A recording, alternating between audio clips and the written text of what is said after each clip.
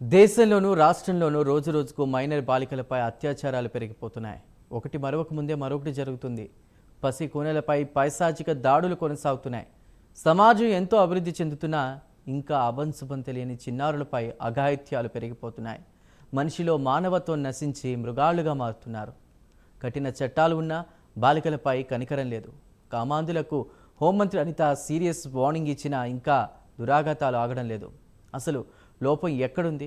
మైనర్లను ఎందుకు టార్గెట్ చేస్తున్నారు?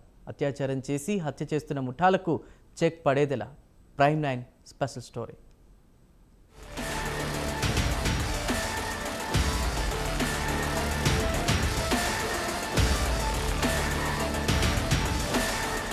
ఏపీలో రోజుకో బాలికల అత్యాచార సంఘటనలు బయటపడుతున్నాయి. ఒకటి మరవక ముందే మరొకటి జరుగుతుండడంతో తల్లిదండ్రులలో ఆందోళన వ్యక్తమవుతోంది. కిరాణా కొట్టుకు వెళ్లిన చిన్నారి వస్తుందో రాదో తెలియని పరిస్థితి. స్కూల్కి వెళ్లిన బాలిక క్షేమంగా ఇంటికి చేరుతుందో లేదో అనే భయం ఇప్పుడు ఏపీలో బాలికల తల్లిదండ్రులను తొలిచివేస్తుంది.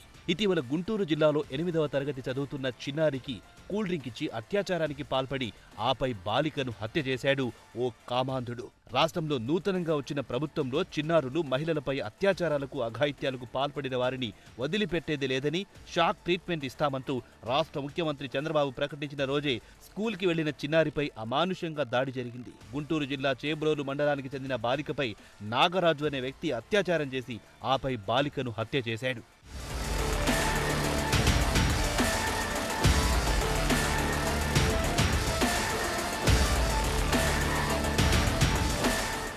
అభం శుభం తెలియని చిన్నారులపై మానవ మృగాల దాడులు రోజురోజుకు పెరిగిపోతున్నాయి. విజయనగరం జిల్లాలో ఉయ్యాలలో ఉన్న 6 నెలల చిన్నారిపై అత్యాచారం జరిగిన ఘటన సభ్య సమాజం సిగ్గుపడే విధంగా చేసింది.